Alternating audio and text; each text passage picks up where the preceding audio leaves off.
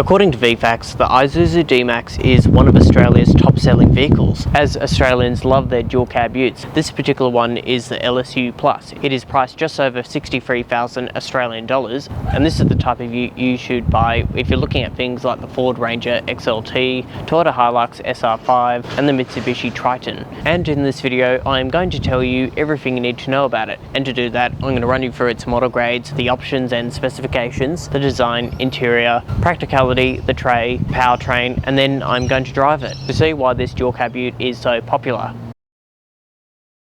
Let's start this video talking about a brief overview about the D-MAX. On your screen now is a list of model grades, and depending on which model grade you choose, the D-MAX is offered in different cab variants, along with 2 engines and either available in automatic and manual. And this particular one is the LSU Plus, which sits below the top specification X-Terrain. And you have a choice of 7 colours, which will set you back $650, and white is a no-cost option. And lastly, before we start the tour, a big thank you to my channel sponsor, driver.com.au. They are designed to get you the best finance deal, comparing the best rates, and the whole quote can be done online within minutes with no impact to your credit score, and there are no hidden fees. And if you sign up using Driver, you are going to receive a free $150 fuel voucher, only if you use my personalized link down below. So let's continue on with the tour. Let's now talk about the design of the D-MAX. So this particular example is finished in basalt black, and up the front you have bi-LED headlights with auto leveling, LED daytime running lights, and fog lights down the bottom. This being an MY23, it has the slightly upgraded grille, as the D-MAX recently received a minor facelift. And if we move towards the side view of the D-MAX, you have a set of 19-inch alloy wheels, finished in graphite with a machined finish, wrapped in all-terrain tyres, and you've also got these side steps,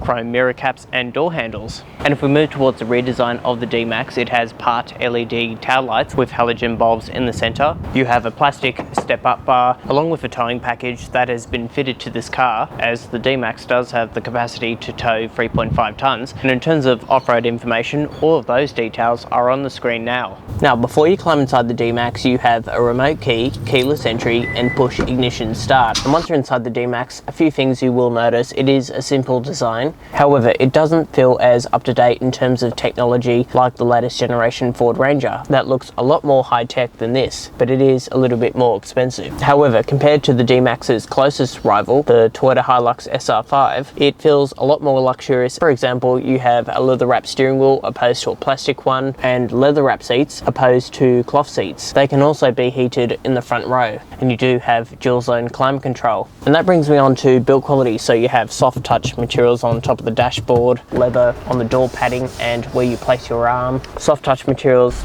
on the center console as well. It gets a bit durable up here and down the bottom here, but this is a dual cab ute after all. And to get comfortable, the steering offers tilt and reach adjustment, and the seat is electronically controlled with driver's lumbar support. And you also get these very soft leather wrapped seats. They are very supportive. Now, moving on to technology, it all runs off this 9-inch touchscreen display.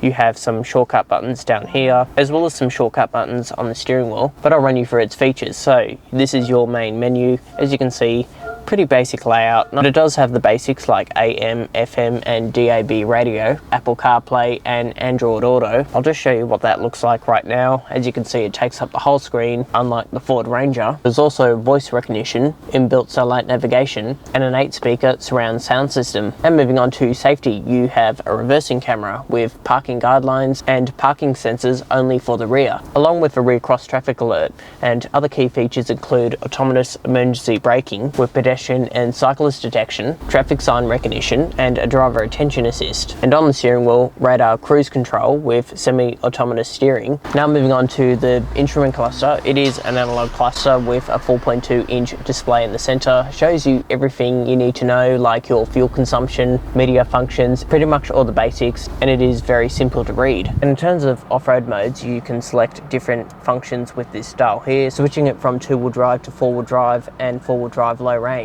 And down the bottom here you have hill descent control, and you can also lock the rear differential. And lastly, moving on to practicality, so we'll start with the sunglasses holder. You have a top storage section on top of the dashboard, a split glove box that fits the owner's manual, and along the center an AC power outlet with a USB-A and an auxiliary port, 2 small cup holders in the center, and some storage in the middle here that goes down pretty deep. You also have two cup holders on either side of the dashboard that slides out and also converts to a cup holder for coffee cups. And lastly, decent dual bin pockets that can fit a litre of water. Let's now move on to the back seats inside the D-MAX. So before you climb inside, you have these grab handles, making it easy to climb into the back seats. And I am a full-size adult. I've got this driver's seat set in my position, and as you can see, good knee room, toe room, and good headroom.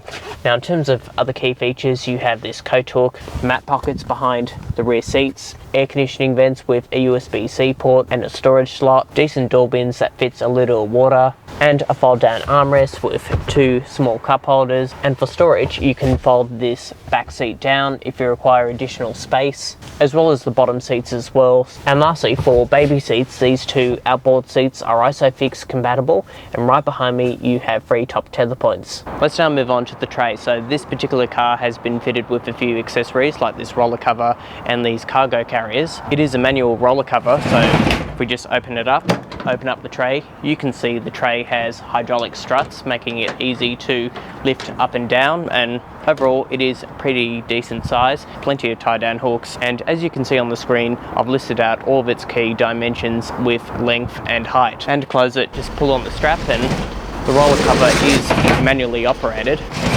That's all closed. Okay, under the bonnet, so this LSU Plus model grade features a 3-litre turbocharged 4-cylinder diesel engine, and it's mated to a 6-speed torque converter gearbox. So let's get it out on the road and see how it performs. Let's now move on to the driving impressions, starting with parking. So good all-round visibility, large wing mirrors, and I can clearly see what's behind me.